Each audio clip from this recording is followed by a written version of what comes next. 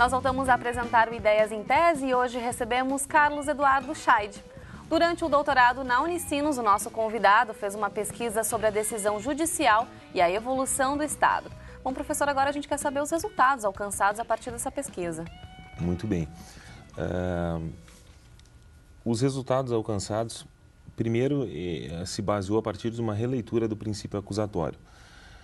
Uma grande vitória do processo penal foi a estabilização do princípio acusatório no sentido de diferenciá-lo do modelo inquisitivo pelo fato da separação entre os poderes de acusar e de julgar. Então, na Inquisição, nós vimos, na verdade, um juiz que ele acusava e ele sentenciava, e, na verdade, usava da tortura para que a pessoa confessasse. A confissão era a rainha das provas e, consequentemente, o processo inquisitivo, à época, era infalível, porque, através da tortura, a pessoa confessava e, consequentemente, era culpada e recebia a pena. Até porque quem acusava julgava. Então, era algo, assim, que bem construído, um ponto, assim, finalista. Bom, como nós conversamos antes, a Revolução Francesa trouxe aspectos humanitários e, a partir disso, também envolvido pelo direito inglês e parte pelo direito romano do Alto Império, na parte criminal, houve a separação, uma tentativa de separação da figura do juiz para o acusador. Então, o juiz não pode ter, pela Constituição brasileira, poderes de parte, apenas de julgar e fiscalizar as regras do jogo. A tese buscou trazer uma inovação, dizendo o seguinte: olha, essa vitória hoje é insuficiente, porque como nós vivemos um Estado democrático, é o ideal e a necessidade que as pessoas participem do desenvolvimento e da evolução dos poderes, como uma espécie de fiscalizar, uma espécie de forma de fiscalizar, dizendo melhor. Assim, e por outro lado, esses poderes têm a necessidade de publicizar os seus atos para que as pessoas fiquem sabendo.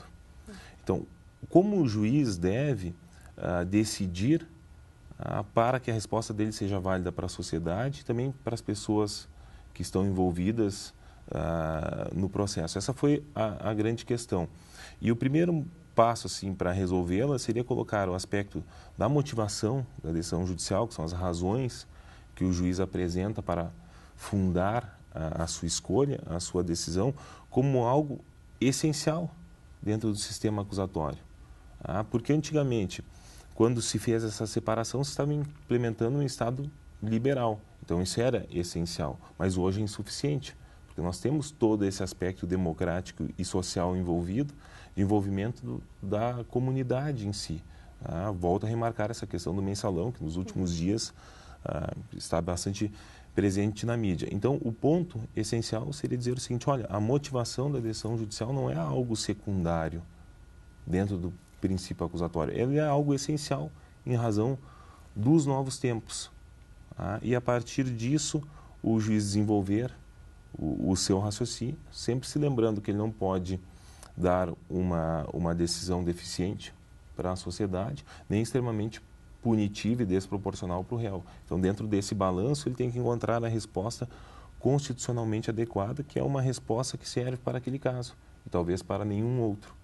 E por isso ele também tem que se soltar das amarras desse direito que foi construído como se uma matemática fosse, para analisar a prova, analisar as argumentações da parte e deixar que o caso se desvende e se mostre, para que a decisão dele, através da sua fundamentação, não seja injusta e deficiente. Essa contribuição que o senhor vê, então, a partir dessa pesquisa?